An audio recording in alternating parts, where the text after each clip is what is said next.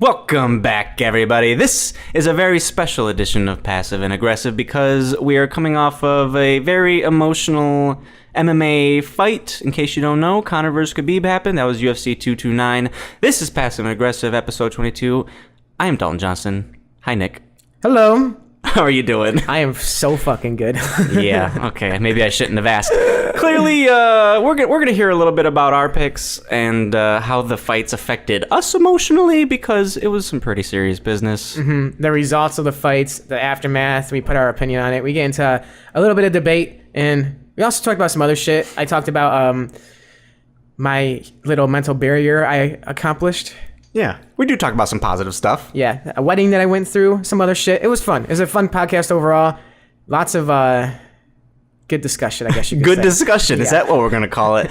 There were some heated arguments. If anyone is listening to this and you know about the Conor Khabib situation, maybe you've seen the Twitter video or something, you don't know exactly what happened, we'll break down every single detail that is literally there. So make sure you stay tuned for it. Enjoy. Who he's gonna lose his fucking visa, green card bullshit. He's gonna get stripped of his title and blah blah blah. I think that is such an utter hypocritical bullshit from Conor fans. It's ridiculous.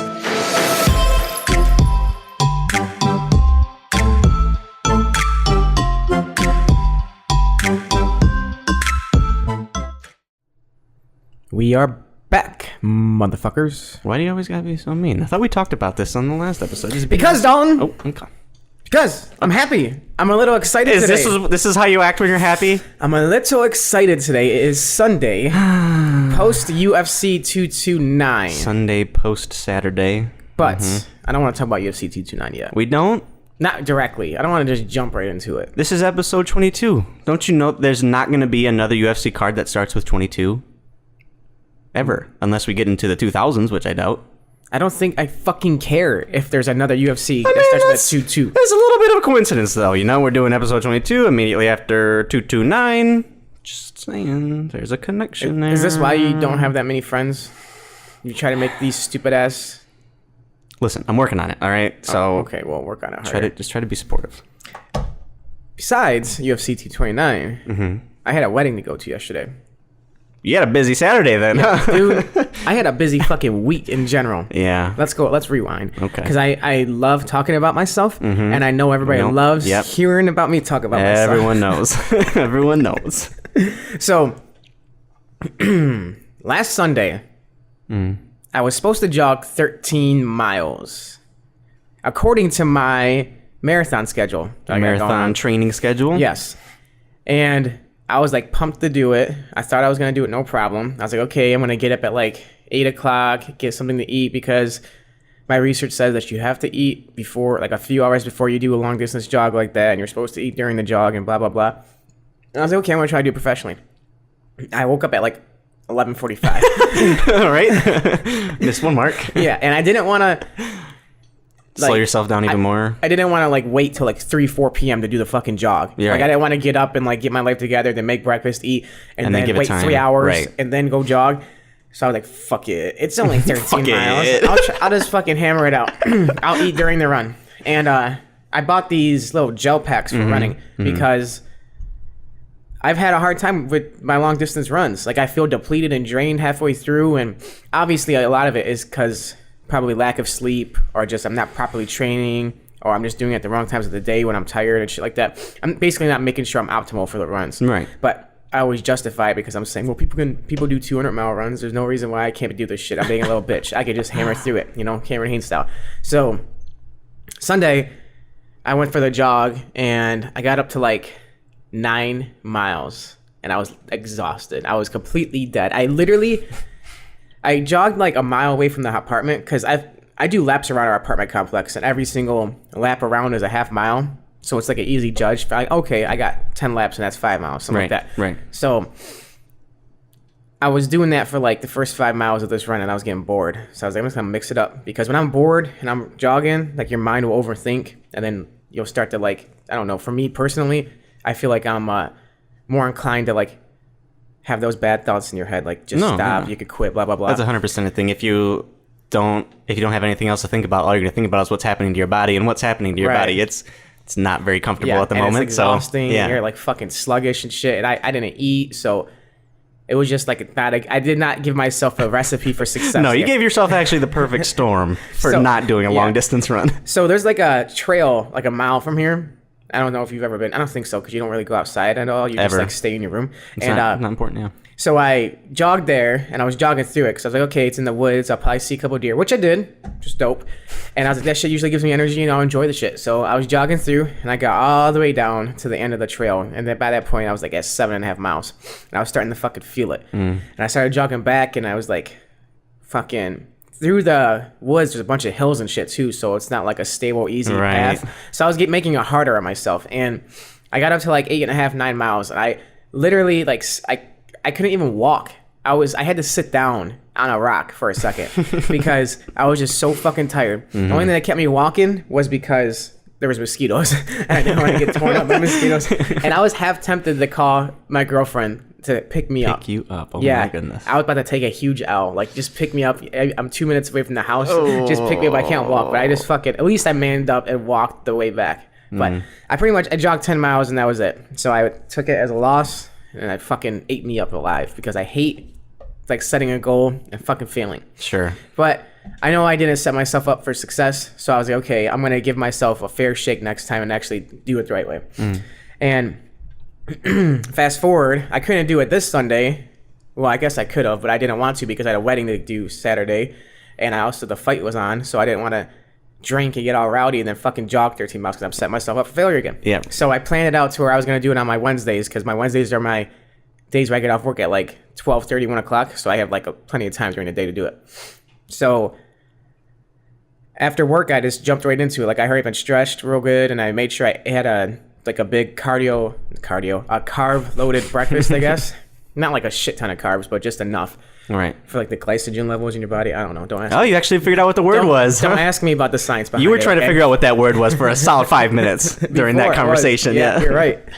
And I was just following this blog post, and it was like every half hour, even if you don't feel like it, drink a little bit of water, and then every 45 minutes, even if you feel like you don't need it, eat some kind of snack, like a few nuts or one of those gel packs. So I was like, I had a chocolate gel pack, and I had some almonds. Sounds gross as fuck. So I had half the gel pack, and then I had some nuts. So it was like a chocolatey almond thing, and I didn't want to eat it at the time, but it was like it gives you energy throughout the whole thing. Yeah. So I was doing it in chunks as well. So I got up to like the 4 mile mark, no problem, making good time. I want my marathon to be like 11-minute miles, and they say your long distance runs are supposed to be 12-minute miles.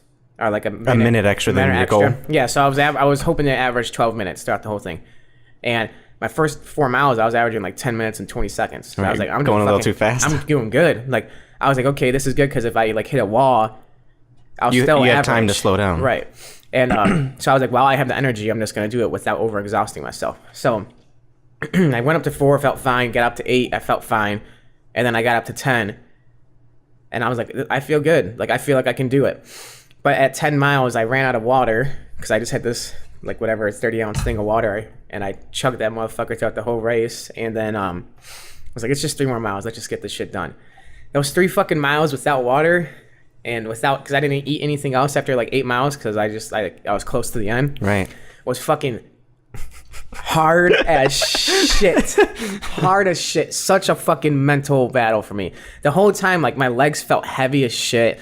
Like, you don't realize it, but when you jog those long distance jogs like that, your like posture starts to slowly decline in that. And the more you have shitty posture when you jog, the more you're wasting energy because your body's trying to compensate because you're still trying to go just as fast, but you have improper form. And it's just like if you don't catch it early on, it's setting yourself up for failure. Right. So at like a mile 10 to 11, I was doing that. And I realized it. So I started making sure like my back was straighter up and making sure I wasn't like just wasting stupid energy by like moving my hands in stupid ways or stuff like that. And did pretty well from like 11 miles to 12 miles. And then I fucking texted you like midway through. I was like, bro, if you're on your way home, bring me a fucking water. And I had like 1 mile left and you fucking see me and you gave me a water, which helped a lot. So I fucking thank you for that, first of all. No problem. And then I fucking chugged the water and then I finished it. And I averaged 11 minutes and 4 seconds, 5 seconds. So I did pretty fucking good. I felt proud. That is pretty good, yeah. Yeah, I got that text. I was like, yep, he's having a tough time still. Which, I think is definitely not. I mean, what's the word? What's the opposite of understandable? I think it was understandable. Okay. I was trying to think of like misunderstandable, ununderstandable. There's no word for that, is there? I don't know. What are you trying to say? It's understandable that you tired? were exhausted. Yeah. Yeah. Well, yeah, for sure. And it was the fact that I failed it like once last Sunday, and the fact that I've only jogged up to 10 miles like twice, and both times was extremely hard for me.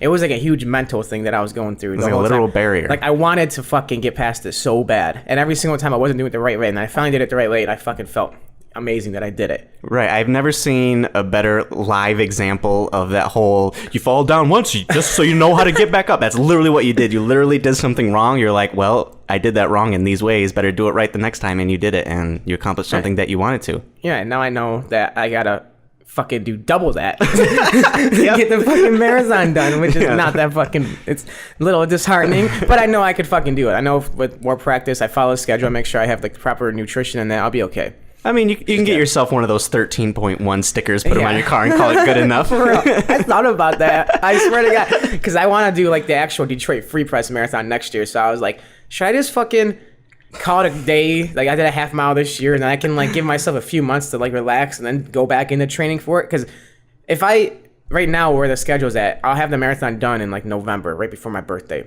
And then I'll have like 2 months off, and then I'm going to have to go right back into training for a marathon again. So like that's whatever, but fuck it. I set the goal for this year, so I want to get it done this year, and then next year, if I still want to do the other marathon. Only reason why I'm saying it now is because I told my buddies I'll do it with them.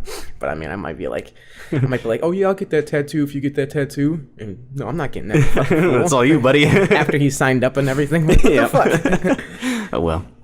But that was Wednesday, and then the rest of the week, I was going fucking crazy as far as trying to help my cousin out with his wedding planning. Yeah, because I was one of the groomsmen, and I was like, me and the best man were just always in talks about everything with this wedding. So like Thursday we had dinners to deal with, Friday we had dinners to deal with, Saturday we had like I had to go out there, literally had to get up at 8 a.m. in the morning, and it was nonstop the whole fucking day, all the way until like 2 in the morning. Damn.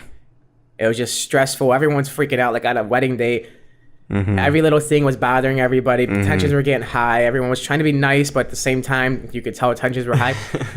And like, I wasn't eating that much. I was being cool, and all the way until about like, I don't know, right before the wedding, because I forgot some shit at the house.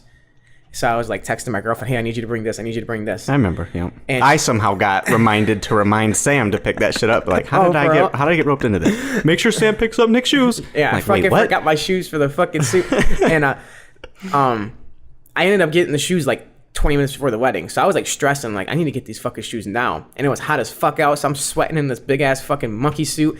And I'm getting all frustrated in this shit because I'm sweating trying to find where she parked, and I'm fucking no shoes, and everyone's panicking like, where you at, Nick? Where you at, Nick? But it all fucking worked out. Yeah. Turned out it was a fucking good time.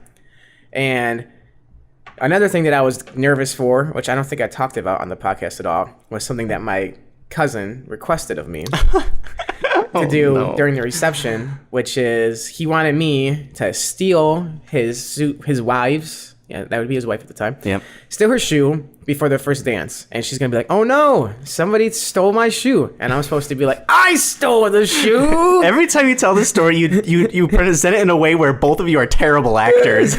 I am. We are. Are you fucking serious? Oh no, someone stole my shoe. Yeah, so I'm supposed to steal the her shoe. And then I'm supposed to say, like, I'm holding it for a fucking bounty. And everybody needs to give me money, pretty much. So I guess it's a weird tradition and some German shit. I don't know what you fucking, German Nazi I've people. literally never heard that. That sounds like straight up extortion. It sounds like some Hitler shit, and I don't appreciate none of it because I'm Polish, and I fucking think that Germans are kind of assholes. Kind of. Like from their past, you know what I mean? I don't know, that's neither here nor there. But I did it for him because I was a groomsman, he's my cousin, I love him. And it was actually kind of fun.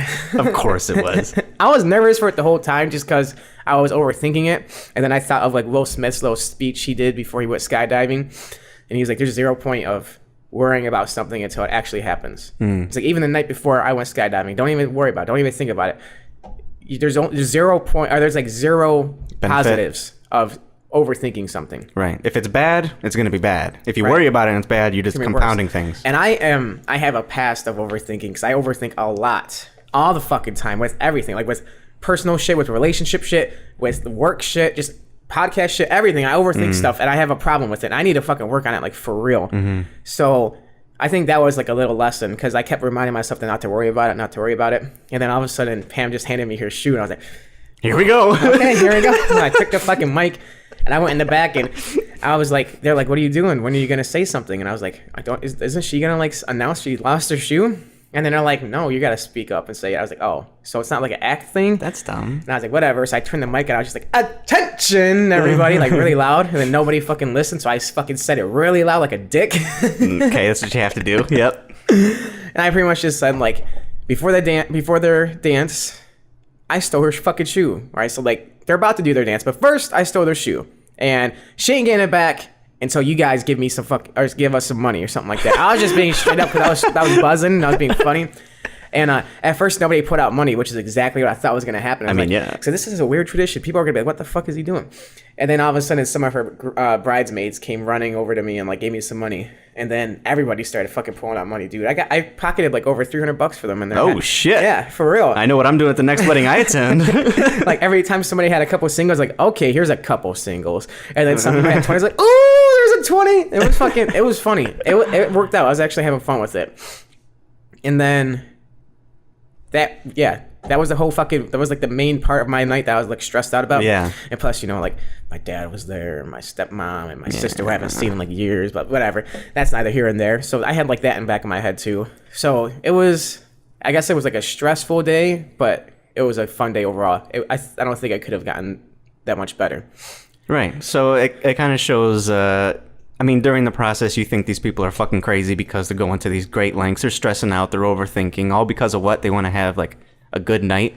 But then you have the night and it's super fucking incredible. So yeah, it was fun overall. I'm glad that I did it, and I'm glad that I didn't try to like chicken out of it or try to like finagle my way out of it. And also, I got fucked up off a Cuban cigar, dude. You got fucked up? Yeah, I've never smoked a cigar in my life or a cigarette, so I've never really felt like a nicotine buzz. But nicotine fucking gives you a buzz, dude.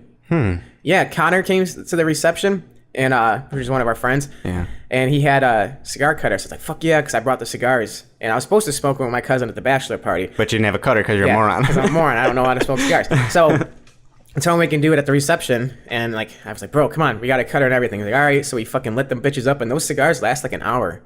Yeah. And we're just puffing, and I haven't smoked weed in like 2 weeks now because I want to get a new job in that. And also, you set a personal challenge for yourself. A mental challenge, which oddly enough had nothing to do with Sober October. I swear to God it didn't. I fucking forgot that they were going to even do that. I forgot that was a thing until just now. So, like, technically I did it before them. Like, I did it like in September 20-something. You're such a fucking hipster, aren't you? They're kind of copying me, like in my trends and shit. But it's okay. I understand because what Nick does is popular, you know. Nick makes money moves, you know, like Drake style and shit, right? And joke's over. Back to stuff that is actually true. I got fucked up on the Cuban cigar. And I was just being like my obnoxious, loud self, and fucking everybody was having a good time except my dad. Ooh. He said like maybe 2 words to me that whole night, but it was okay. I understand. No big deal. Then, like, could you tell why? Was it something like spiteful? Is it upset that people are having a good time, or what? I think it's because we don't have a good relationship at all. And the fact that despite that, I'm still being myself around acting like things are normal. Family, and family is still being themselves around me. Maybe it's like a fucking jealousy thing or like an insecurity thing. I could see that. Who knows? I don't know.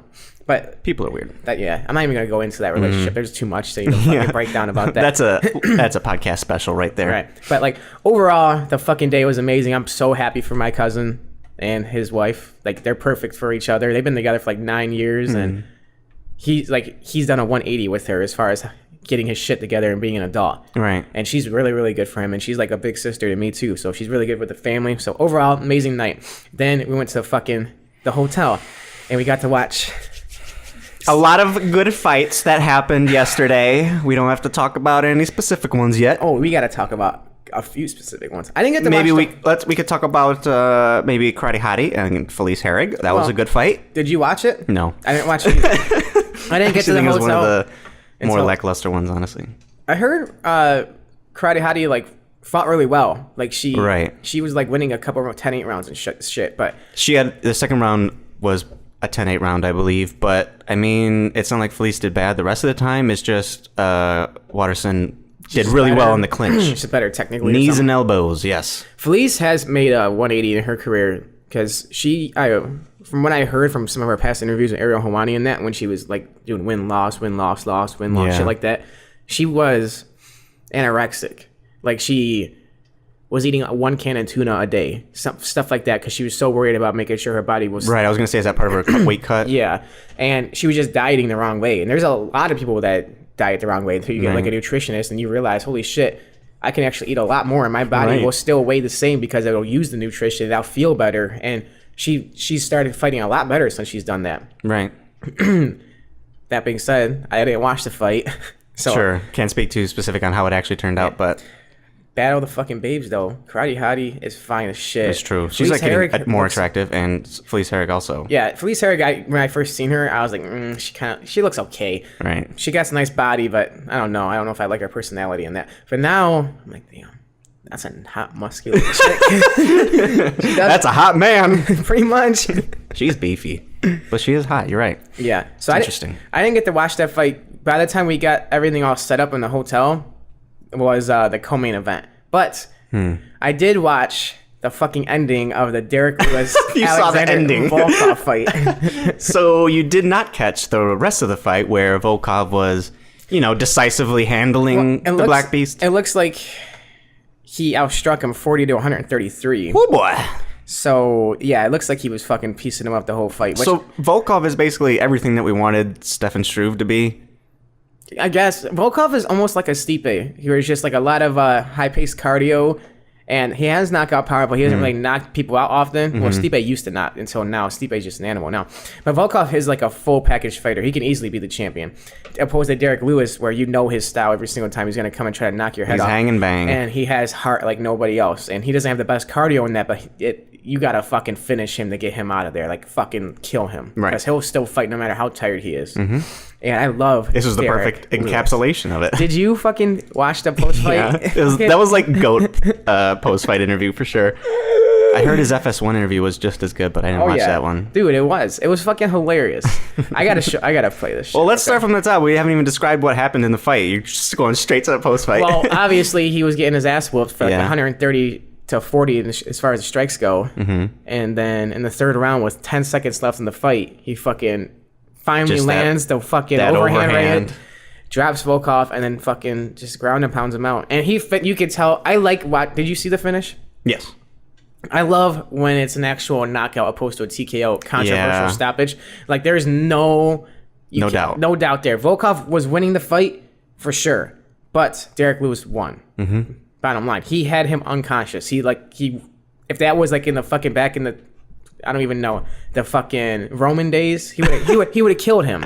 You know what I mean? Give him the thumbs down. Yeah, he would have fucking killed him. So do you know what a no doubt home run is in baseball? No, I don't watch stupid shit. Okay, well, there's a home run, right? It to me anyway, okay. I've learned to just ignore the shit things you say. So a home run, you hit one, and then if it's not a no doubter, you run in the bases just in case it doesn't go over the wall and it ends up like scratching the back of the wall, whatever.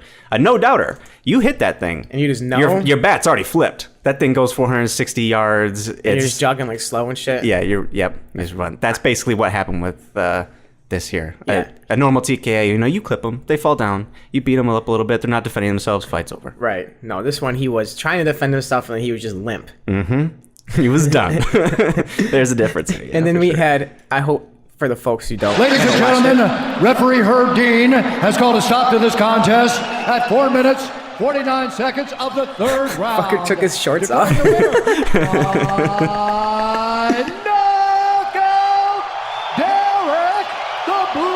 He looks so tired. I mean, wouldn't you be? Fuck yeah, he is a beast. He is the Black Beast.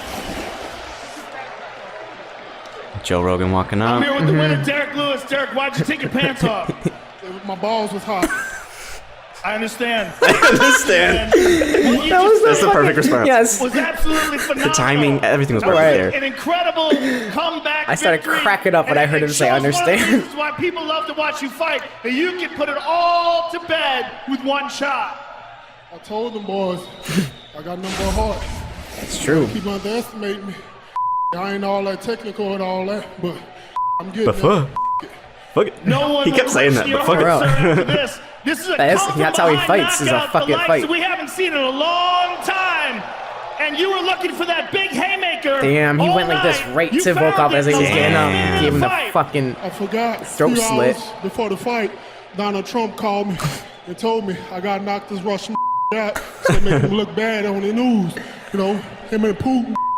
They're talking about USA and his whole. He was saying this. That's so funny because everyone's talking about Russia versus Ireland. The number 2 contender with that knockout. You're absolutely one of the Joe's trying so hard not top to guys laugh. in line for a shot at the title next. So tell us what you think about that. I need to sit my black ass down and do some more cardio. What you talking about right now? I ain't trying to fight for no title right now. I'm with no gas tank like that. Derek, you're one of the most entertaining guys I in love the how sport. honest he is. Congratulations Seriously. on an amazing victory, and thank you very much for a really, really entertaining fight. Thanks for having me. That's awesome. fucking. He's a Mitch, as Ariel would say. He's a fucking man's man. I love everything about him. Seriously. Where Ronda Rousey fine ass at?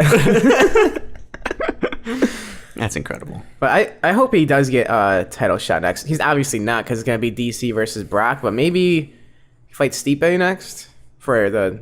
I don't. How many number 1 contender fights do you got to fight? I mean, he fought Ngannou, which whatever. That was Yeah. not a good fight. And then this fight, he was losing, but he knocked him out. He finished him. He's number 2. He's beat so many people in the division. There's not many more fights he can have before he fights for a title. It has to be like Stipe.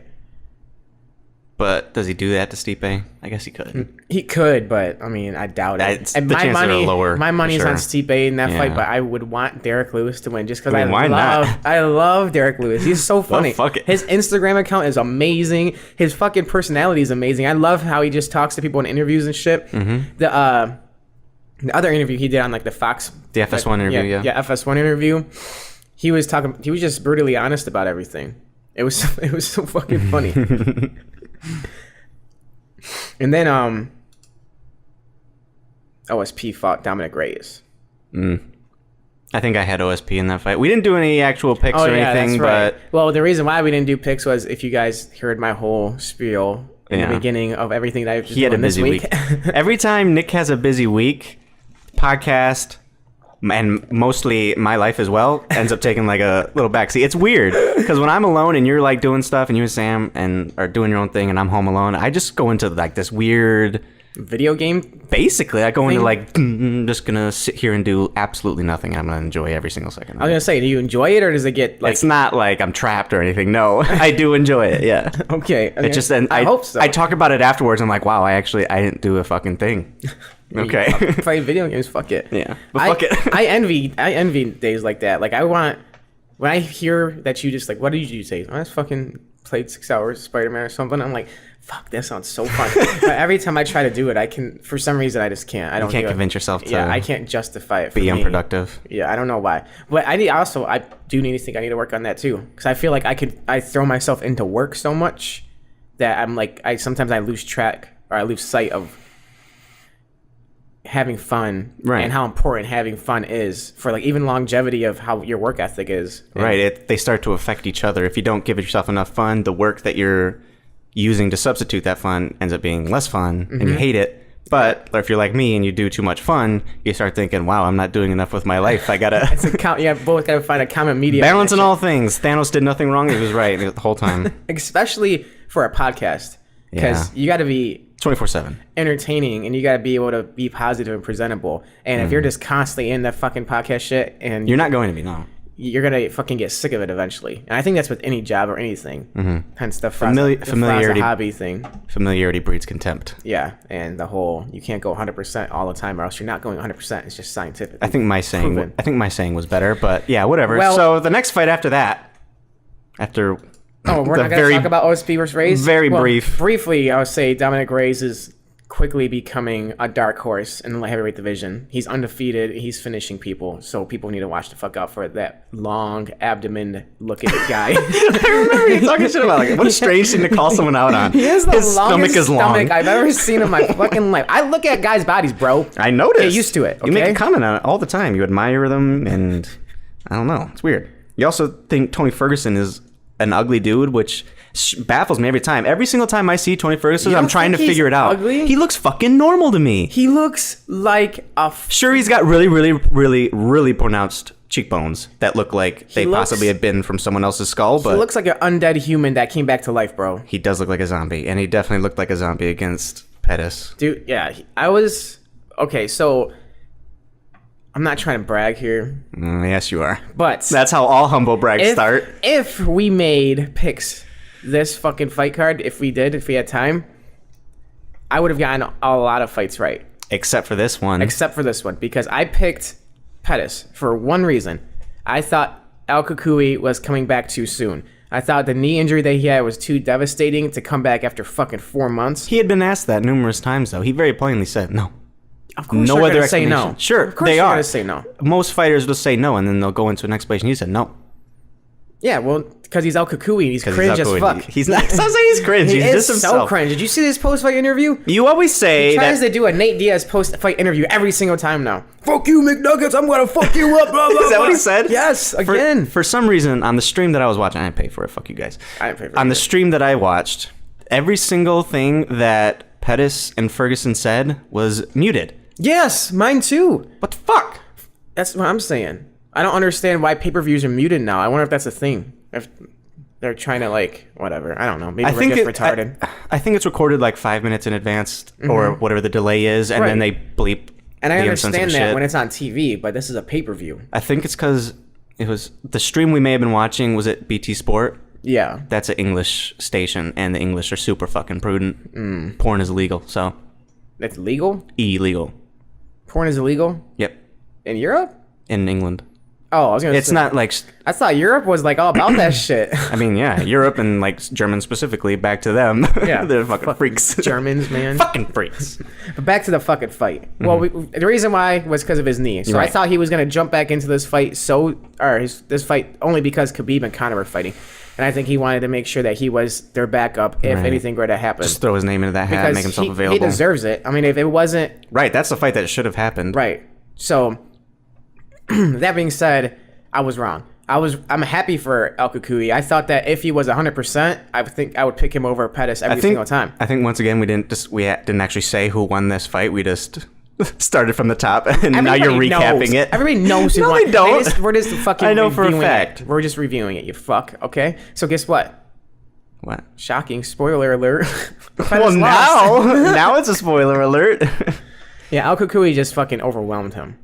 Yeah, Pettis had a few moments where he looked like he was gonna finish El Kukui, but that's the zombie part of him. Yeah.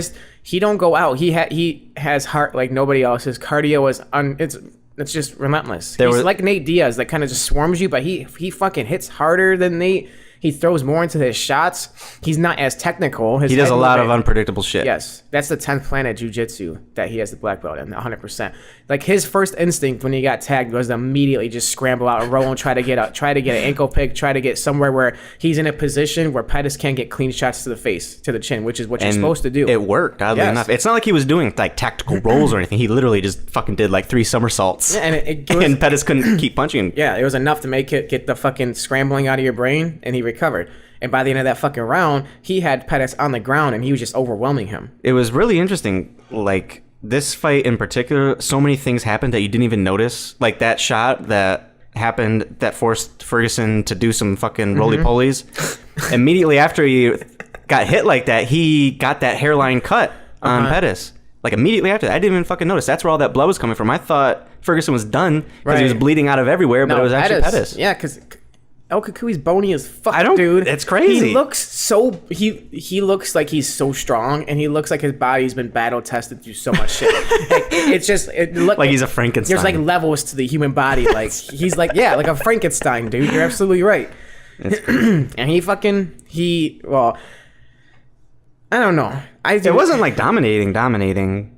Let's, he outstruck him 110-37. what? I'm not seeing those numbers. I'm seeing a 59% total strike versus 38%? 47. Oh, what well, numbers are you looking at? I'm looking at UFC.com event, motherfucker. I'm looking at Google. Well, fuck Google. Well, it's pulling its information from somewhere. I don't know where.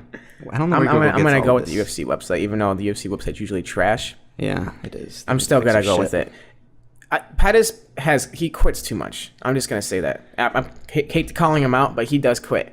Well, in this case, it wasn't his choice. Yes, it was. No, it wasn't. Yes, it was. He told his His coach told him. I listened to that. he told his coach his hand's broken, and his coach said, "Do you think you can perform?" And he said no. He didn't say no. He didn't say anything. Or at least I didn't see the no. No, he said no. I'm almost positive. I could be wrong, but He asked if he could fight the way you want to fight. yeah, and he said no. So therefore, the Well, coach how do you thought fight the way you want to fight with a It broken don't right matter. hand? No shit. How many people fucking fight with broken hands? Though? Well, he asked him a question. He answered it. I know I wouldn't be Do able you to fight think the way I want to Al-Kukui- fight. Do you think Al Kukui would have left if he fucking broke his arm or his hand? Hell I think it no. depends on his coach. Do you think Woodley would have fucking left after he broke his collarbone in the first round against Damian Maia? Or his Do you shoulder? think Pettis wins anyway? If he goes back in there with a broken hand? It's possible. He tagged Ferguson. He dropped him. I think regardless, he would have had a hard time against Al Kukui. That's what I'm saying. I think he would have had a hard time regardless. So throwing him back in there with a broken fucking hand is just like leaving him to the wolves. You're right. Like hindsight, it was a smart decision to make, but I'm saying Anthony Pettis has a history of quitting, and if he continues to quit or like tries to find an excuse to not be in a fight, he's never gonna be 100% to what he used to be. Because just being a really really flashy stand-up fighter that's non-traditional, that got really really really good kicks and punches and footwork and all that shit, it's not enough at the top of the lightweight division anymore. Because you got people like El Kukui. These well-rounded fighters. Well-rounded with unbelievable cardio and unbelievable heart. And then you got Khabib, who's best wrestler in the fucking game with unbelievable cardio, unbelievable heart. And you got Conor. You got like these top cream of the crop people. And Pettis will never be able to beat any of those people if he doesn't find a way to have better heart. That's what I think. It's kind of what people are saying about Conor too. But more on that later. Actually, on later, motherfucker. It's actually the next fight, isn't it? So. Yes, and I'm gonna let you talk, Don. Let's see. Who were you picking to win this fight? Well, naturally, I was picking Conor McGregor, as I've always picked Conor McGregor. I'm not a fair weather fan, so if I choose to like something, for example, Chicago Blackhawks, Chicago Bears, I guess Chicago sports, I'm not giving them a very good reputation at the moment. But if they suck, I'm not gonna just stop rooting for them. If Conor McGregor is in a position where he's root for them, but who do you think wins? That's completely different. You fuck. you have to believe, Nick. There's no point in me rooting for him if I don't believe he can win. Like, what am I doing? That's so masochistic. Are you fucking kidding me? Whoa. Don't be saying words that Big words, I know. I'm understand. disrespecting you right now. You better get over it. I don't even know how to respond. But I do know how to respond. Because I was you fucking didn't even let right. me talk about it. Fuck all of you. Let me talk Fuck about it. everybody. Shut up. Let me talk about it. Everybody picks Conor. It's not everybody at all. He was the fucking underdog. Everybody you fool. that I you talk fucking to. fool. You think you're this hipster because you didn't pick the popular option. Everybody in my circle was picking Conor. You mean the people that don't fucking watch UFC? You watch and UFC. me, the Conor McGregor homer? Come on. You picked. Zena's boyfriend picked. Conor picked Conor. That's convenient. The only person that didn't pick Conor was Sam, because I fucking convinced her from my huge spiel was arguing with everybody else. Like, you don't fucking understand. Khabib's gonna fucking maul him and blah, blah, blah. Here's the thing. Khabib presents this antagonist role almost naturally. I don't know what it is about him. I personally hate him because of it, I think. Why? I don't see I'm trying to describe it to you. It's like, it's not this logical thing. It's not like I'm adding up all these things about him like, yeah, he's a shit person. It's like you're John Mayer hating for no reason, Well, that was a misunderstanding. and you still hate him for no reason. Yes, it's like that. Okay. I'm hanging on to it for some reason. He's just an antagonist. Like, How is he an antagonist? Conor McGregor is... Oh my god. He's like what you want out of a UFC fighter, I think. I completely and utterly disagree with you. Let me say he... Can I say he was? He's what you want. You want from a fucking UFC fighter. I'm saying Conor McGregor in his prime, when he knocked out Jose Aldo, and then... He's still in his prime. 1,000%. I don't know about that.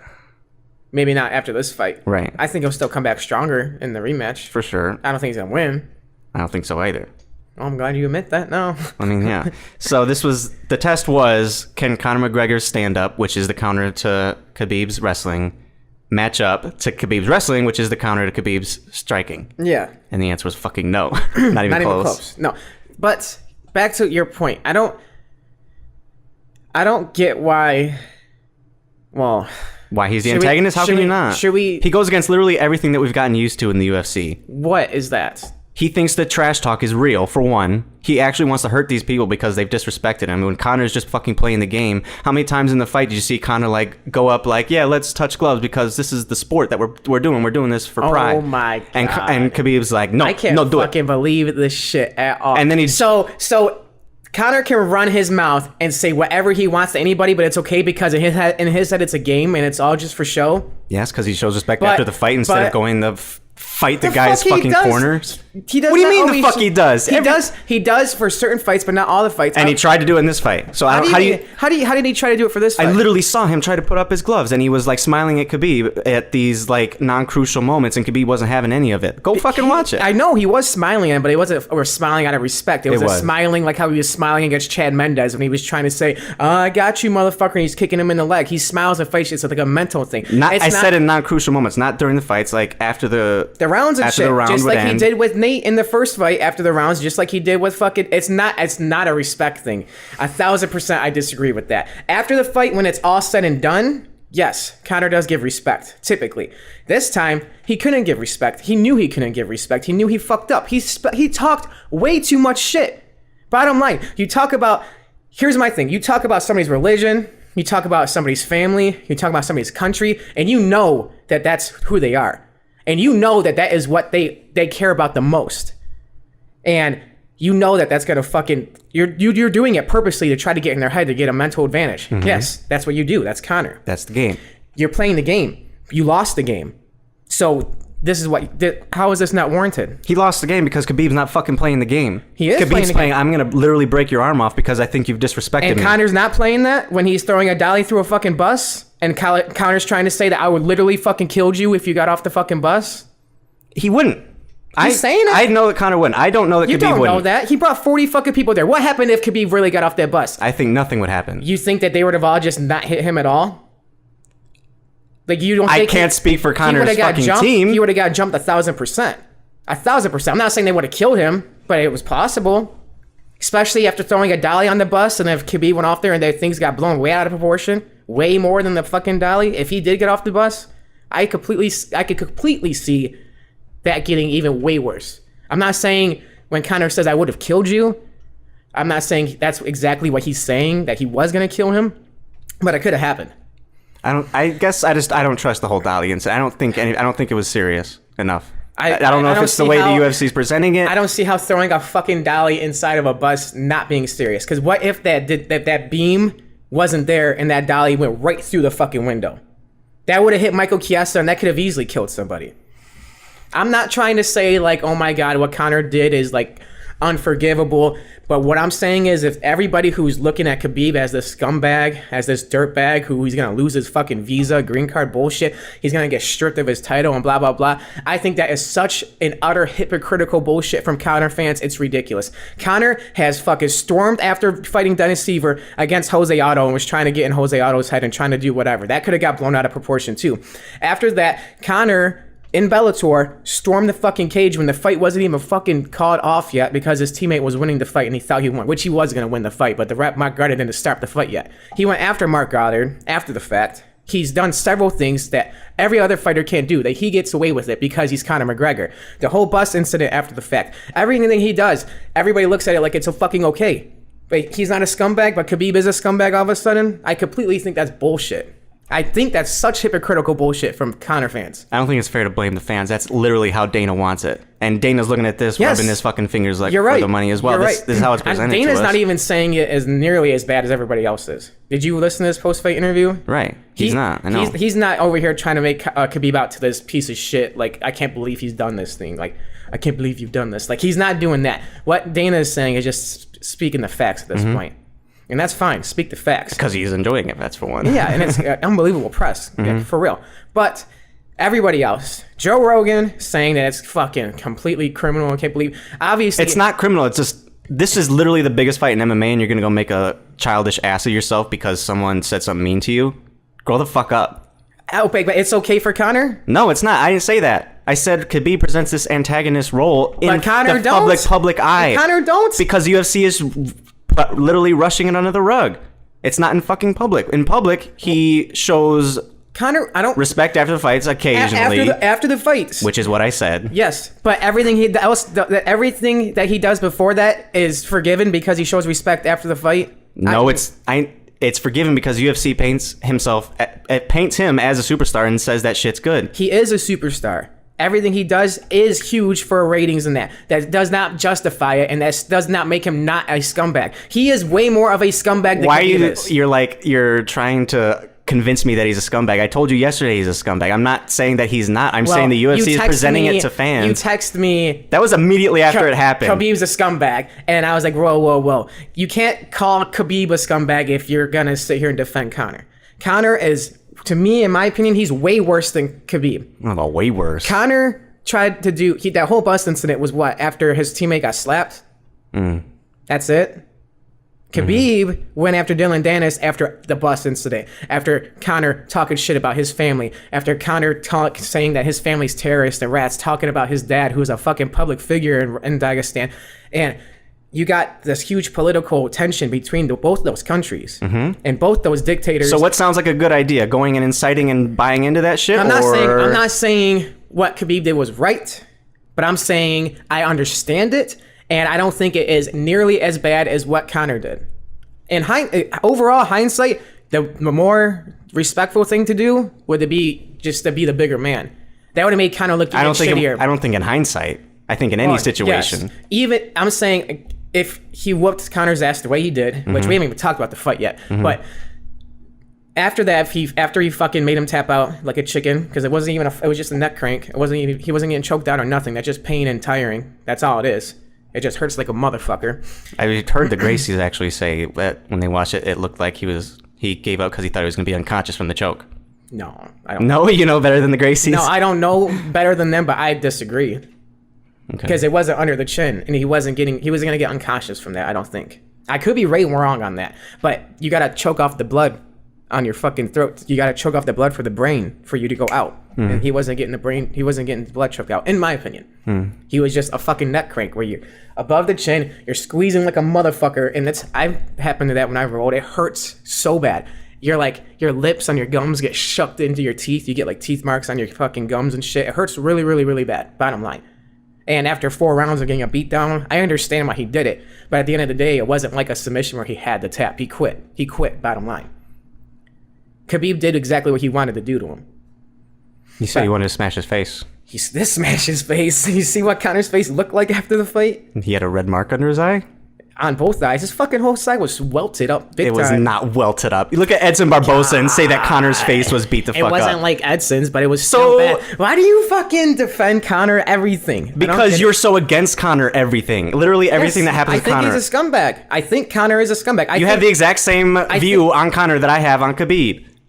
You have it on Khabib for all the wrong reasons, though. I don't get it. So. I don't get why.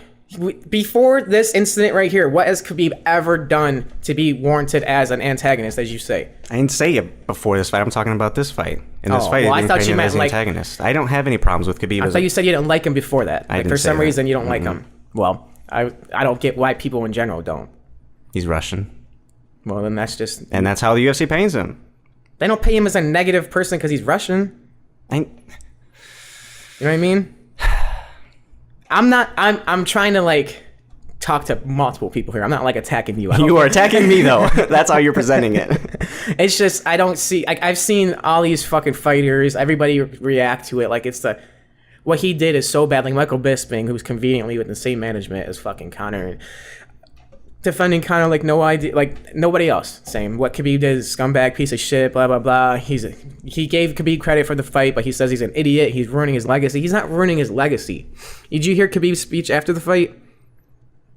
His post-fight interview, because he still did one, not during the cage, but after the fact. He did one. He did an FS1 one. Yeah, he said it was about his religion and he insulted his. Yeah, he said he's like, how come everybody's not talking about the bus? How come not everybody's not talking about him talking about my family, my religion? How come it's always whataboutism? How come it's always what about Conor? What about Conor though? I didn't do anything. I know I did something bad, but what about Conor? Because everybody gives Conor the benefit of the doubt. Okay, that's fair because that's always the UFC is presenting their superstar. I don't think that's a justifiable thing though. I think if you're gonna go after somebody else, but you're gonna go after one person for something, but not go after somebody else because they're a superstar, that's completely justifiable. It's not like this is the UFC's choice. Like Dana said, he's not getting Khabib didn't get paid, and Conor did get paid. Not yet. Yeah, and I agree with that. But that's not even the UFC's choice. Yes, that's the NSAC. Right. Yeah, I'm not saying anything about that. I don't think you're saying they. It sounds like you're saying they, as in the UFC. The UFC always gives Conor the benefit of the doubt. They do. And Dana White isn't doing anything to Khabib yet. Right. But so far, everybody else that's maybe not necessarily in power that can make those decisions, like affiliated with UFC. Yeah, they're talking shit like Khabib's this horrible person. I mean, when I saw it, you did too. It looked like I was enjoying the shit out of it. I was like, fuck yeah, fuck Dylan Dennis, fuck him, talking all this shit about his family. And after the fight, you're not going to give respect. Dylan Dennis was talking shit to Khabib. That's why he jumped out of the cage. I think talk shit, get hit, son. One of the things I saw was he posted an Instagram picture of Khabib holding Proper 12 whiskey. In case you don't know, Khabib is Muslim. That's haram. That's forbidden. Alcohol. Yeah, see, he's running his mouth for no reason. He's not even like, why? But you have no self-control to not jump over the fucking cage and go beat someone up. I think when you beat somebody, I think when you win a fight like that, and there are emotions that are going through your body, we can't even comprehend that. So apparently, all the other fighters can handle it. Khabib can't. I don't think not all the fighters. Sure. You guys are acting like this has never happened before. Okay, Nick Diaz has had so many fucking Diaz has been in some brawls inside of the cage. Conor tried to do it before. Mike Tyson's done. Everybody, it's happened. Like it's not like a unknown thing in fighting. Emotions run high in fighting, and when you make it that personal, like Conor did, what did you expect? What did you fucking expect? The same thing we keep expecting with Conor. Shit gets brushed away. Before, when it was just regular shit talking with certain people like Dustin Poirier calling him like a redneck, whatever, from like Louisiana, shit like that. Okay, I understand. At the end of it, you can be cordial. But did you have a problem with this before the fight? Because I know we talked about the way that Conor was approaching it was definitely a lot more severe than most, just because Khabib is so hard to get through. In his head, so yeah, he knew that he had to go hard just to even touch Khabib's head. I didn't have a problem with it because it's the fight game, but yeah. I knew what Conor said was shit that you can't really take back, and what Conor did is shit that's unforgivable. You're not gonna say those things to a Muslim that is like Khabib and expect him to forgive you after the fight just because he whooped your ass. And Conor knew that going in. Conor knew saying this will never be over. And he's right.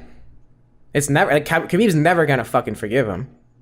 And I don't blame Khabib at all. That's fine. Like Khabib, what if Khabib was talking shit about like Conor's son? You know what I mean? Just like something like the low blow. Like Eddie did? As low of a talking shit about his wife? Saying that she cheated on him? Yeah, but like even more personal. Like Eddie said it one time briefly. And you could tell he didn't mean it. You know what I mean? He wasn't saying it. He was like Conor. searching for something to say that Conor says. Conor was saying every little thing that he could possibly bring up. And there's a lot of controversial shit with like Khabib's manager and stuff like that. And you're trying to put Khabib into this terrorist, weird, controversial shit, which he's not really a part of. Sure. And you're putting all this pressure on him and his family, and you bring religion into it, and like stuff like that. Like if Conor's son, who I can only imagine is what he cares about more than anything, right? Mm-hmm. Just like Khabib, that's what he cares about. Is his family, his religion, his dad, all that shit. Conor was talking shit about the stuff that he cares about most. What if Khabib was talking shit about the shit he cares about most? You know? Conor wouldn't forgive him after the fight.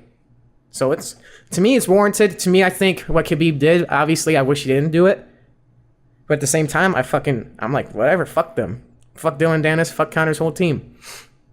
I don't know if that makes me a bad person or not, but I think I like revenge. I don't know. Maybe I guess I am. I think the fact that you're laughing at that. I think if you explain it, if you explain your emotions and how you're literally letting them take advantage of your actions, I mean, it's not a good thing. It's not. But I can understand it's warranted, I suppose. That's how I feel. And I like just desserts sometimes. I think it's nice. I like when people are humbled. And I think Conor got humbled big time today or yesterday. He deserved it. He really did. You run your mouth like that, you play this high game of stakes. But can you blame Conor, though? Sometimes you win, sometimes you lose. This has literally always been Conor's game. If you take it out of context... Not this personal. Because it had to be, because he's facing literally the most mauling, dominant person in the game. He knew he wasn't a better mixed martial artist, so he had to take things to a different level. That's the brilliance of his game. But you play the game, if you play the game to that level, Yeah. That's the kind of shit that you have to expect. I guess that's why I'm like trying to figure out why I see Khabib as this antagonist. I don't. I see him as like somebody who he fought for what he believed in. I guess the only thing is he's not playing the game. Yeah, he's for real. Yeah. He's an OG, just like Nate and them. Connor is too. You see what Connor did with his with Artem? But he knows how to control himself. No, he don't. He does Obviously not know not how to the control Dali. himself. Connor does not know how to control himself. In public he knows eye, he how does. to get people's. He knows how to get in people's heads, and he knows how to manipulate people. But Khabib, all he did was piss him off, and Khabib stayed composed. He really did stay composed. And in the beginning of the fight, we can talk about the fight now. Like, you could tell he was calm. Like, usually that's the number one thing I was looking at. Like, I know you think that the whole mental thing's, like, not necessarily a huge... Not in the cage. I'm talking... I say that... At the weigh-ins and such. Weigh-ins don't matter, yeah. Because when the weigh-ins happened, I immediately said, Khabib's winning. Oh, Khabib's gonna win! Because I think Conor got emotional. And once again, just because Khabib won, that doesn't mean that you were right. You're right. I don't think... Conor definitely didn't look emotional either.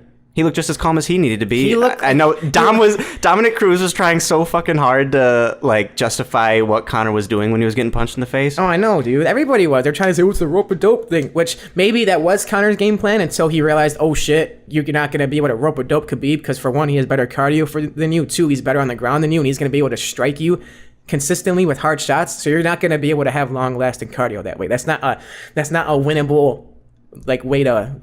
No, strategy, a winnable strategy against Khabib. Sure, but I mean, even the punches that Khabib was landing, they weren't big. I mean, I feel like you're in the second round. They were huge shots.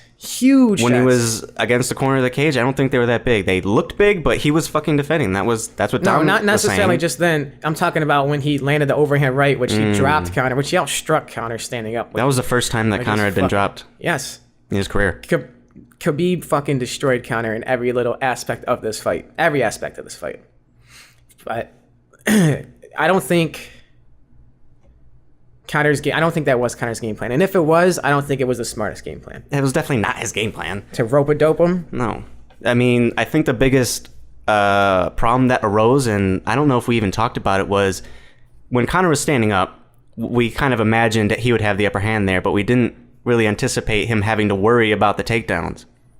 I did. That's why the overhand right came. I don't know if you talked about it. No, we didn't get to do the pre-thing, but I 100% knew that he was going to have to worry about... Conor's striking is better than Khabib's, but as far as striking goes, they're closer matched just because it's a mixed martial arts fight than they are on the ground. Right. If this was a boxing match, Khabib would... Yeah, if this was a boxing match, Khabib would have got embarrassed. But it's not a boxing match. So that overhand right came, and it was a really fucking fast. It's a typical wrestler overhand right because you have to worry about the takedown, so your hands are low with the fake shot, and then boom, right on the fucking button. And it worked perfectly. Conor was watching his legs because he gave it a little feint, and then that overhand right came, and he sprawled backwards, and he did manage to turn it around because I don't know if Khabib... It's weird, like it's like he doesn't really know what to do once he's hit someone in that position. He charged right after. He just charged after him and started throwing some knees at him. Let's go.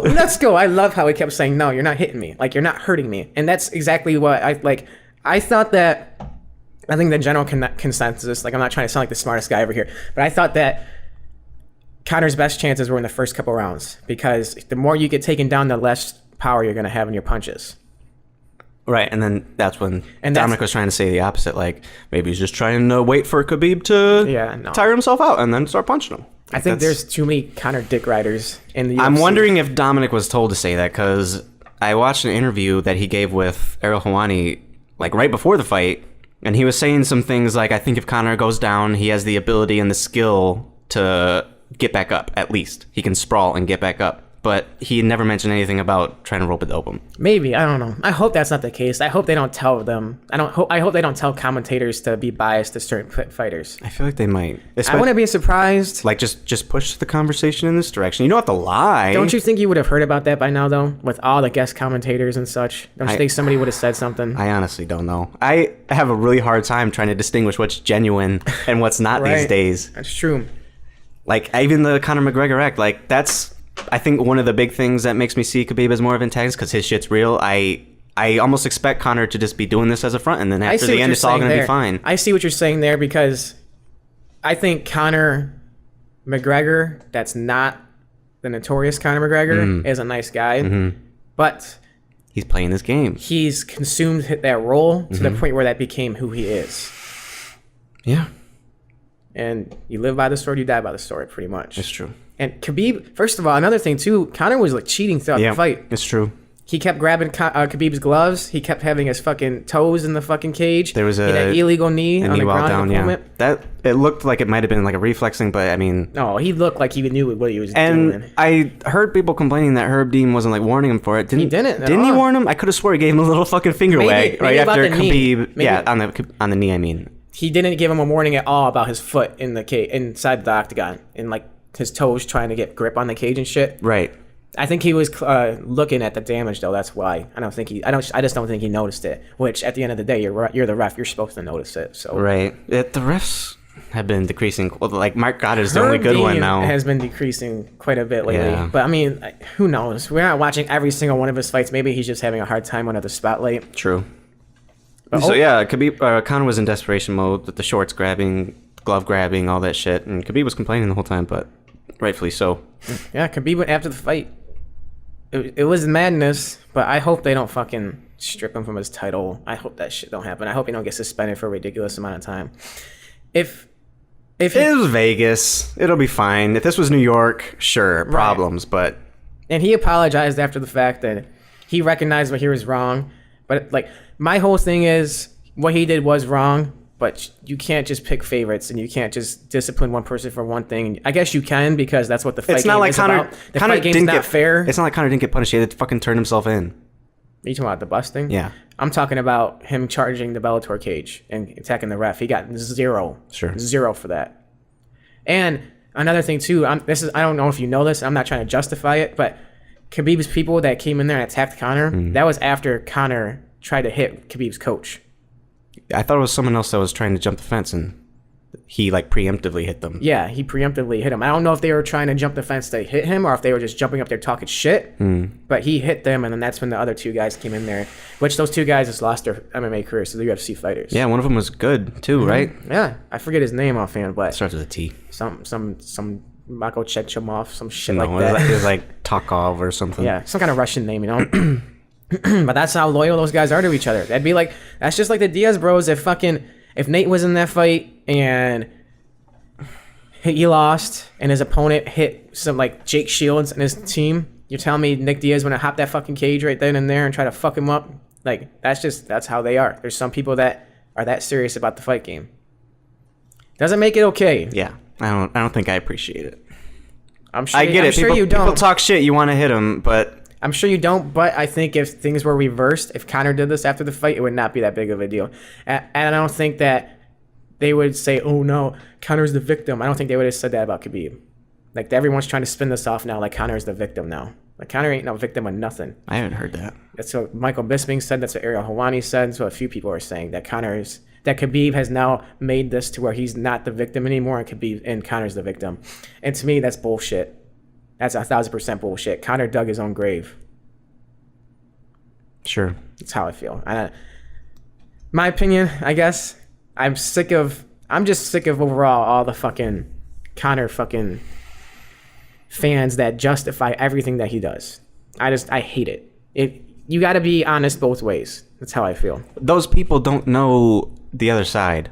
They are saying what they're fed. That's the problem with social media is everyone has their opinion. and All I these hate- opinions are and not... it bothers me. They're not going to be educated. And I can't stand it. And obviously I can't change them or whatever, but I'm sure they're fucking gonna voice my opinion regardless, you know? I'm sure a lot of people that even listen to this probably watched the Twitter clip of Khabib jumping the cage, and that's the basis of their opinion on the matter. That's Sure. it. Yeah, Khabib and- jumped the cage and he beat some spectators up. What a Right, scumbag. and they know what happened in the past. They know all the shit about Conor, what he's done, but they're not even gonna think about it because it's Conor. I'm talking about casual fans, and I don't think they do. I think they push that shit out of their mind real quick because the UFC doesn't feed it to them. They definitely knew about the bus incident at least. I think you're underestimating the shit that people are ignorant about. Maybe. You have all this knowledge about yourself. That's definitely like a thing. I agree with that. That is a thing in general. Having knowledge about something and not expecting people to not have it. Right. Like, yeah, that's a thing in general. Because I've heard a lot of like startup businesses or blogs or whatever that like, You can't assume knowledge. yeah, they try to talk about their craft or their niche, and at first they were unsuccessful because they were too in depth, and then they fucking just like they decided to stop doing that, and they taught it like they had no idea what they were doing, and then they started getting more traffic that way. Yeah. And they like, really? I thought that this is easy content that people wouldn't want, but actually, like, so a majority of people want is like, if they don't know what basics. they're doing, yeah, then you got to start with the basics. So maybe you're right there. Right, that's just me trying to defend the casual fan because I know. I mean, I will never defend a lot of casual the fan. a lot of the Ever. time. Well, come on. All I'm saying is you can't expect everyone to be an expert like you. You're right. First of all, I don't think I'm an expert. Why? I appreciate it. You guys keep saying this. Like the MMA reaction. Shout out to him, by the way. He said the same thing. I introduce you guys as experts because you know all this shit, but you're like, I don't know that much. Sorry. It's a what do you call that? Like a compliment that you're like, oh, thank you so much. That's not really think, but It's, thank you. But modesty. That's low key what I think. It's type of modesty. thing. But if you're a casual fan and you don't know, then don't go running your mouth. Yeah. That's how I feel true. about it. The reason I say this because a lot of even me trying to defend Conor in this situation, like I say something that makes sense to me about Khabib, and then you say, okay, but Conor did the same thing right here. I was like, I guess so, yeah. It's like I don't think about it enough for it to be a prevalent point in my mind, especially in this conversation. In a fight game, everybody has short memories, and what Khabib just did literally just happened. Everyone's still talking about it. So obviously, There's gonna be some recency bias. Yes, for sure. It was funny listening to Tyron Woodley talk about it because he was talking to Bisping and it was like off air, but he was just like, man, fuck that. Why everybody talking shit about Khabib? Like, did everybody forget about what Conor did? Is everybody forgetting? And I was like, I completely and utterly agree with Tyron right here. I think they are. That's the answer. They are. Yeah. So overall, I'm happy Khabib won. Did we talk about any of the... Can we once again, there's an entire fucking episode. We didn't describe the fights pretty much at all. Why did Khabib win? Why was it so much better than Conor's game? He stayed composed in the fight. The lights didn't get to him. He didn't go in with his chin up, swinging stupid shots. I mean, there were times where he was standing with Conor at times where he shouldn't have been, but... Sure, but he never set himself up for failure. Yeah. His striking was underrated, I feel. I feel like his striking was better than what people expected. And I think he implemented grappling and striking perfectly. True. He definitely had a good combination. I think he was helped by the fact that Conor had to worry about the takedowns, but... Yes, 1,000%. And he got a takedown early on.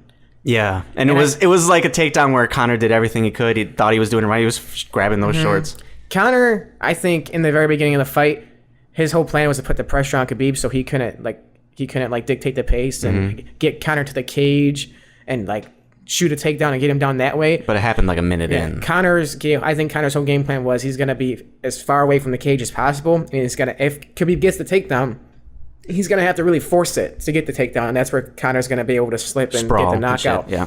But I think he got too close, and he got too cocky and too confident. Chased him. Yeah, and then once you start to chase Khabib, and he got a hold of him. But once he got a hold of him and he got him down the one time, every single time you take him down, he's going to get that much more tired. And he got him down early, and he kept him down the whole entire round, the first round. Yeah. He didn't do that much damage, but he was putting pressure on him the whole entire time.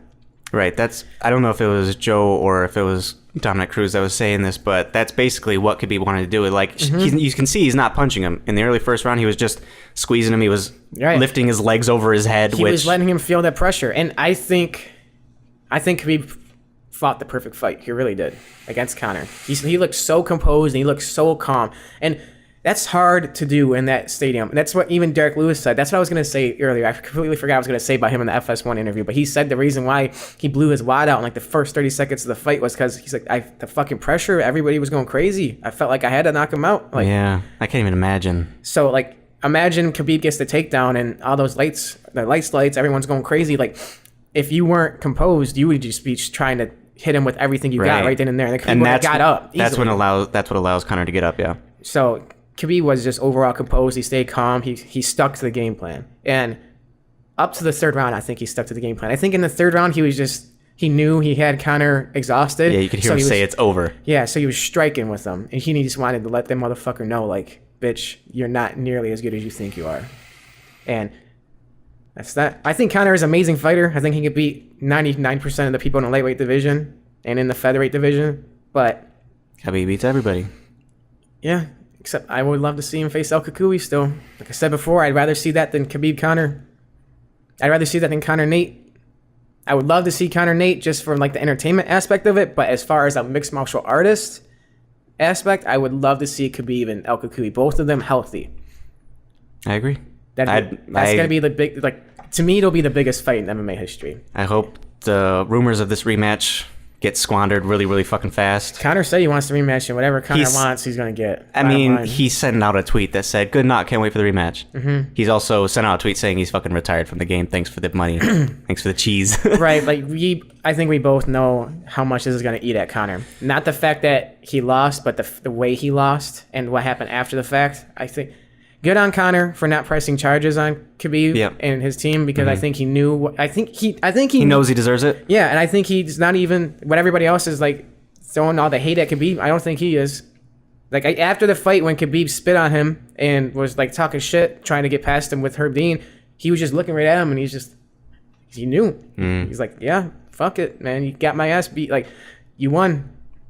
So I'll give Conor credit. He'll win and lose humbly, but hopefully he fucking realizes that sometimes there's some things that you shouldn't say. Even like sometimes the mental advantage isn't worth. There's a limit to it. Isn't worth the potential risk after the fact. Because now he's gonna have that in the back of his head. Now is like, what if some of the shit he says comes to haunt him in the ass? Maybe haunt him in the ass. You said like a fucking gay ghost is coming in and getting you. You know what I mean? You never know. I'm over here talking shit, but maybe kind of just don't give a fuck. You know, he might have that fucking. He does have that. Maybe he literally just had no response while he was sitting there. He definitely he was exhausted. That's for damn sure. How can you not be? I give Conor credit for the second round. He was still trying to stand up after the beatdown and all that. I give him credit for that. I think Conor stuck in there for as long as he could. He survived it about the best that I've seen. Yeah, but there's only so much he can do. Khabib said he did everything he said he was gonna do. He's gonna make him quit. He's gonna make him tap out. He's gonna fucking maul him. And I'm happy he did. I really am. I like Conor, but I'm a Conor hater at the same exact time. I like how he fights. I like his pressure. I love the mental aspect of it. But sometimes I think that some of the shit that he does rubs me up the wrong way completely, and I hate that he gets away with it all the time. Like the bus thing was kind of like the limit for me. I was like, man, guy's just a fucking dick. he really is. Like I remember telling you that like after the fact, and you're like, well, like we had to talk about it, and I was like, I think he's just a fucking dick. Because you were like, is that really him, or do you think that's an act? And I was like, yeah, that's what I'm saying. I don't think it's genuine. That's the vibe that I get. I get that Conor's playing a game. When Khabib does this shit, I think you give him too much the benefit of the doubt. I guess so. But that's why I'm trying to like think about why I think that way. I think the UFC is spoon feeding Conor as this. They're always spoon feeding him because the money that he brings.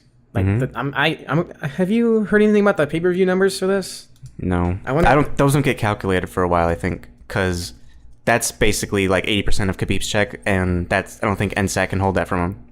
I hope not.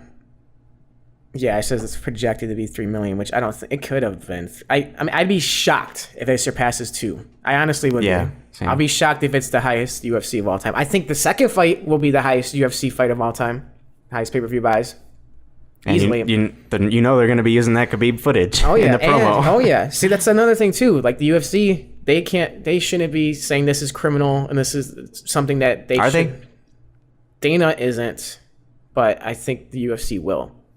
As far as marketing and stuff like that, as far as talking about it after the fact, the UFC as a whole that includes Fox Sports, that includes reporters that are like affiliated with MMA. Right. But they still will use the promote. You're right, 1,000%. Yeah. And they should. This is what happens when you fucking you talk shit about everybody's family, and that's what happens. You fight. Bottom line. I don't think you should expect. I don't think. It's hard for me to not see how it's warranted. Like I understand because you're in the public eye and everyone's watching you, and you can do it somewhere else. Be an adult. It's hard. It's hard to be an adult. Yes. I don't think you can say that and still maintain that it's warranted. You can't say, I don't think I have to be an adult here. I think with everything that Conor said, with everything during or before the fight that happened, the whole emotions that were running through Khabib's body right then and there, the whole fan base, the whole atmosphere of the arena, and then you still got the punk little fucking Dylan Dennis talking his shit, running his mouth. I think, yeah, that's what happens. That's what happens when you make it that personal. That's what I feel. Just because you won the fight doesn't make the war over. That's what I think. I think it does. You're a professional fighter. You're not street fighting. It's not like you go fight his buddies afterwards. There's millions of people fucking watching you. I think the mentality is a little bit different when you're in the fight game. Obviously, we're not in the fight game. Sure, I'm not trying to say that Khabib is... Because they both straight up said that this is never going to be over. Khabib said he's not going to shake his hand. Conor said this will never be over. Dylan Dennis was running his mouth several times on the Ariel Helwani podcast, like saying things like, Khabib is not... He's all talk. He's not really that kind of person. I don't think that they're really about that life or whatever he was saying. Like, well, you keep running your mouth like that, they're going to have to fucking show you eventually. That's what I think. I don't think, kind of like Eminem's fucking, what is it? The Kamikaze album. I almost said Berserker album. You keep running your mouth at him. You keep talking your shit, expecting him to not respond. But eventually, you got to. You can only take so many shots before you fucking explode. And I don't think that means you're not being an adult. I think everybody else is not being an adult too. Two wrongs. But isn't that the point of being an adult? Two wrongs don't make a right. That's right. But at the same time, if Khabib didn't do that, you're telling me they would have still ran their mouth consistently. And I think who cares? Khabib did. They're kids talking to you. Who the fuck cares? Khabib did, just like Eminem did. I get it. Over it. I don't think so. I don't think you can just get over it that easily, dude. I just don't. I think you can if you're an adult. Well, I guess I'm not an adult then. What I'm trying to say, I can understand the feelings, getting mixed up in that, getting like having your emotions take over. I can understand it. I just don't think it's something you just sweep away. Like, nah, they were talking. It's perfectly reasonable. It's not reasonable. I don't think it's understandable. I can get it, but he should still. It's still negative. It is negative. That's why I'm saying two wrongs don't make a right, but at the same time, don't expect him to just always be humble. Okay. Not everyone's perfect. He's human. That's what he said in the press conference, too. He said, I'm sorry, Nevada. I'm sorry, UFC. But he's like, but I'm human. And he talks shit about this and this and this and this and why people stop talking about bus. I just jump over a cage. That's pretty much what he was saying. I just beat up spectator. Yeah, fighter. It wasn't just a fucking fan or something. I think technically it was. If you're not in the ring, you're not a participant in the fight. Okay, but he is somebody that's fully capable of defending himself, and he was somebody that was running his mouth. True. It wasn't like an innocent bystander. Every time you say someone running their mouth, I don't consider that a reason. That's not a reason. Well, I do. That's a reason for your emotions to take over, but that's not a reason to go jump somebody. I don't think he necessarily... He literally jumped on him. True, but it wasn't like he was like an unfair... I'm not trying to paint Dylan Dennis as this fucking defenseless guy. I don't think he's a victim at all. I'm not trying to say he's a victim. Just like I don't think Conor's a victim. He's not. I'm just saying that doesn't mean that this was justified. Right. And I agree with that, just as long as nobody's justifying Conor's actions. True. So I guess that's where we've resulted in this argument is neither of them are right, but I guess it's understandable. Right. And I hope that they don't throw the book at Khabib. Khabib doesn't want to fight anymore, does he? He got what he wanted. He wanted to beat up the UFC poster boy and retire. He didn't say he was going to retire or anything like that. We didn't really have a chance. The only person that brought that up was Josh Thompson, which is like the captain of AKA because he's been in there forever. Mm-hmm. And I'm sure Khabib probably told him that. And maybe, I would imagine so because if not, it makes Josh a shitty person because he's just trying to get headlines and you're using your friend's fucking name to get headlines. So I hope he wasn't doing that. So I imagine Khabib was probably saying that, but I think he got more fight in him for sure. I think he wants to fight Conor again. Why the fuck not? Because I don't want to see that. It's not going to be better. It's going to happen. It's not going to be better for Conor. Conor will be... I think he'll be more competitive in the next fight. I think he'll change his strategy.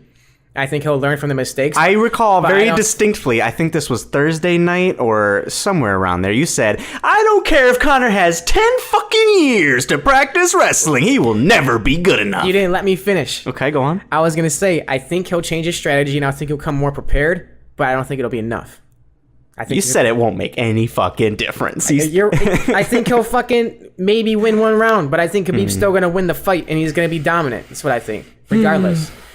The only two people that I can see, well, three in the lightweight division that I'm curious to see against Khabib. One's Kevin Lee, just because he's been calling out Khabib forever, and I think he's confident that he can beat Khabib, and he is similar to Khabib as far as their fighting style.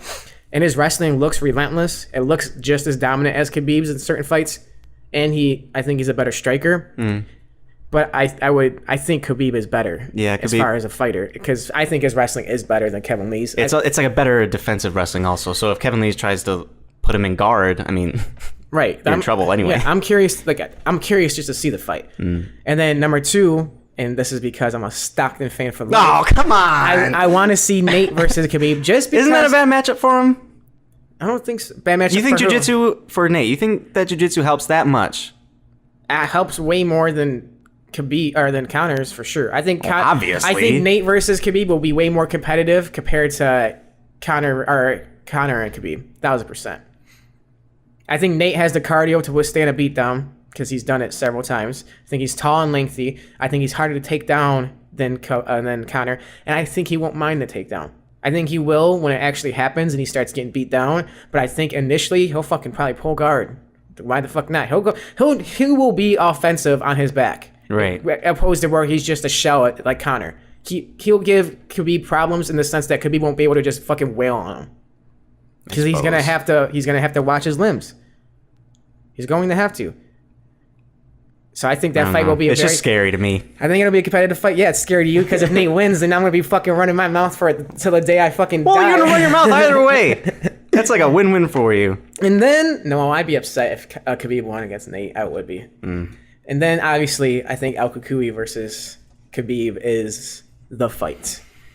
It's the fight that makes the most for sense. For some reason, the gods of MMA will not let happen. Maybe we just weren't ready for it yet. I still don't think there's going to be a McGregor Nurmagomedov 2 before there is a El Kukui Khabib fucking 5 for the 5th time that they're trying to fight. I promise you that. I think Tony's going to have to fight another person. Maybe I don't even know who. Honestly, Kevin Lee maybe. Kevin Lee, winner takes Khabib. He already beat Kevin Lee though. I think the second fight will be harder for El Kukui, and I don't know. I think Kevin Lee might win right now, but I'd have to wait and see. I hate making fights or picks fit their fights don't even because you base it all on the mental shit, and if they're not arguing, you can't tell. I don't think the mental affects El Kukui the way I don't think he has a mental. I don't think he lets it. I think it could, but he just doesn't even let it. He has his headphones in the whole time when he's up there staring at people, and that he's smart, and he has good people around him. And he's unorthodox. He's a fucking weirdo, and I love it. I love everything about it. El Kukui's a homie for sure. One thing I was wrong about in this fight or on this card was I was expecting Jones Gustafsson to be announced for UFC 230. It's been unannounced, hasn't it? It's definitely not happening, right? Yeah, I thought that's what they were saying, just so they could announce it on UFC 230, because that's Dana White's thing. It's Brock Lesnar is not fighting at all. Next day headline. Next night, Brock Lesnar's fighting UFC 200. You know what I mean? Shit like that. Yeah. That's what I was expecting for UFC 230. But I guess the UFC is as dumb as they made themselves look. They're fucking having Valentini fight a no-name over Nate and Dustin. I think they would have been better off just fucking adding that fight to the card. Make it the co-main, I guess. Make it the co-main, and then have Nate and Dustin the fucking main. And if you wanted, even make it 165 if you wanted a title fight on there. See, every time I talk about how much I don't believe the facade that the UFC is presenting, that's another part of it. I don't know if Dana's just refusing to put them up there because they pulled the whole super fighter antics. I just don't think Dana likes Nate at all. Right. So at all. He pulls favorites. It's disingenuous. And sometimes I think Dana is emotional and he doesn't think business. I think he thinks emotions over business sometimes. Which it's helped him in the past several times, and it hurts him in the past. And it hurts him. And I think if he took the emotions out of it, and he actually did have the 165-pound division, I think it would be better. I think it would be better for the sport. Be better for the sport and better for the business. I think a rash decision of making the 165-pound division is kind of sketchy because last time with the women at 145, it didn't work out, and they only did it because they needed a title fight. They're only doing this because they need a title fight too, which is not the best practice, just in the past. But there's a lot of fighters that fight around that weight opposed to women at 145. Right. Dana said he hates everything about the idea because all the fighters would go up there. Why? What's wrong with that, though? You know what I mean? Yeah. It leaves room for more divisions and more championship fights and more super fights. But I don't know if that's why boxing failed, because there's like literally a weight class every 3 fights. For literally everything. I don't know why boxing is not as popular as it used to be. It could just be familiarity breeds contempt. We're just tired of it. Right. I'm not educated enough in that to even make a fucking opinion on it. So, but I do think I think more weight classes in MMA will make it healthier for fighters. I don't think it's going to fix the whole weight cutting thing in general, because I think people will always try to abuse the system. But I think overall, it'll be healthier, because there are some fighters that are legitimately stuck. Not necessarily in the lower weights, but in the higher weights, when there's like fucking 15-pound differences between weight classes opposed to 10. Right. So do you think maybe they institute like a few at a time instead of just throwing 165 in there? I think if you throw 165 in there, you can't really have 170 anymore. I think you got to bump that to 175 at least. So I think if you just do those two. 10-pound increments? Yeah. You don't have to do like 195 and a 205. Or like a 215, stuff like that. Right. But I think if you put 165 in, you got to compensate the other one. Right. I think that'd be a better idea. I heard a rumor from Dominic Cruz also that he thinks the 125-pound will be scrapped. He thinks that the TJ Cejudo fight is an indication that they're just going to dump that division. That makes sense, because Dana said Cejudo's going to go up to fight TJ, which I'm like, what the fuck? Right. Why? Yeah. I think Dana doesn't like TJ either, because he made TJ go through the fucking ringer to get the title shot again against Cody. And then Cody immediately got a title shot again, because obviously Cody, he sells. Mm-hmm. He got the face. He got the fighting style. He runs his mouth. He's emotional. It's what people like in fighting. TJ's just a fucking complete fighter. He's one of the best fighters in the world. It's like a tiny version of Conor versus Khabib. Yeah. TJ's the antagonist. And there's certain things with TJ that I don't really agree with. I think some of the things that he did was wrong. But at the end of the day, he did what was best for him. And sometimes you ruin relationships when you do things that weren't the best for you. But you cannot deny the fact that he's an amazing fighter, like top 3 in the fucking world right now. Yeah. And he could easily go down as one of the GOATs. If not the fucking GOAT. We don't know. He's still got so much more time in his career. What if he just fucking wins the next 15 fights? Right. It's very possible. He lost to Dominic Cruz controversially. He like barely lost that fight. And it could go either way. If he won that fight, he beat everybody, you know? I would love to see him versus Marlon Moraes, though. I'll say that. Marlon is a fucking dark horse of that division, and I hope Cody does not fucking fight him for his comeback fight. I hope he don't. Yeah. But I think I'm all set with the recap. What do you think?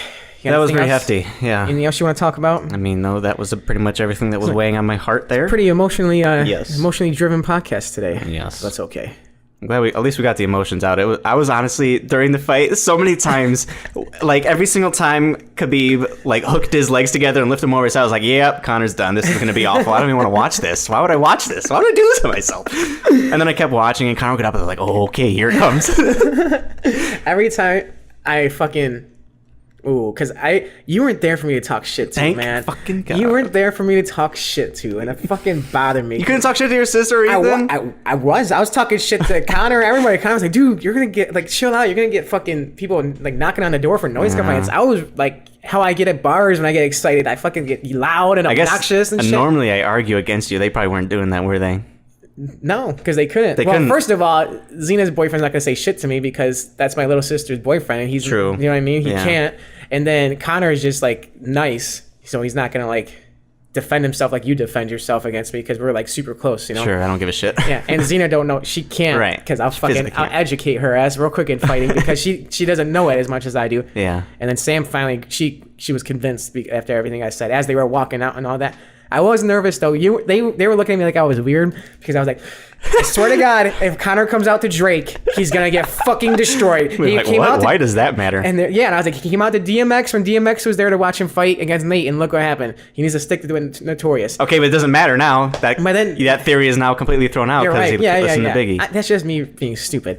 But he came out to Biggie, and I was like, ooh, I don't know. Like it kind of like gave me like I don't know feeling. But then I seen him come out and he's all smiling and shit. Like he was smiling against Nate. I'm like, you said you did not think he would come out like that. You saw he would be all in the emotions, yelling at Khabib. But when he was in the ring, he was doing the fucking loosey goosey shoulders. Yeah, he did nervous. His little presenting thing. I was a little nervous in the beginning of the fight. That was the most confident I was during the whole night. I'm sure. Yeah. And then once it was like the opposite for me. That's like the most vulnerable I felt for Khabib. But And then the switch was the takedown. And then I fucking started running my mouth. That's when like the pressure started for me, heartbeat. Yeah. Like you get the anxious and the heartbeat pretty much every single fight. Every high profile fight you get it, but I get the shakes, dude.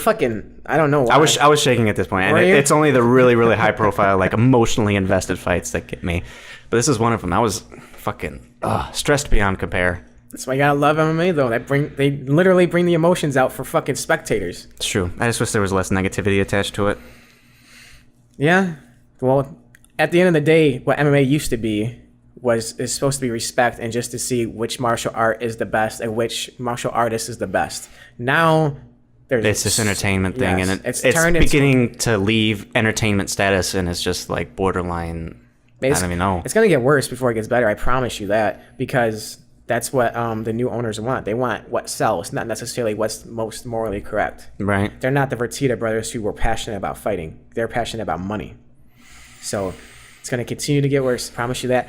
Did you see any of the clips of people fighting in the stands and shit? The riots and shit. Yeah. Yeah, I saw one dude at the fucking stadium getting knocked out in a brawl. Got knocked the fuck out. I think I know exactly what you're talking about. The dude in it was like a cream shirt. Yeah. Everyone was like, oh! There was it like the Russian guy that knocked him out? I couldn't tell. It was like there was people circling him, and then There was like I a didn't see small the punch. group of people, and then like all around them was fucking Conor fans, and they're like, ole, ole, ole, ole, like, but they were like all huddled up, and they looked nervous, and I was like, Jesus Christ, like, yeah. there was like 15 like Russian fans. I'm assuming they're Khabib fans, and then the rest of it, like, there was like at least 50 to 60 people surrounding them. They were like, there was a gap in between them, like before people came, but every time somebody got close, they were just fucking hitting, defending themselves. Just threw one. And tensions run high, and that's I think that's warranted too, because of how emotionally driven this whole fucking thing and how personal it got. You can't expect the fucking fans to not get that emotional too, because first of all, they're not as nearly as composed as MMA fighters, because they don't learn how to humble themselves. and they're drunk. And they're drunk, and they're watching people fight, and they think that they can fight when they watch people fight. Testosterone goes up. Everybody thinks that they're more tough. They got How many times have we complained about how stupid people are when they like confront a fighter in a bar? Yeah. This exact same thing. You get so fucking pumped up about fighting. And then this is after you watched your guy win or your guy lose devastatingly. So I was pissed, and Yeah. I wasn't even there. So imagine, so it must have been rough being there. Yeah, Brendan Schaub was actually saying on the Joe Rogan podcast that don't go to this fight because tensions are going to run high between these Irish and Russian fans. I watched that, and I think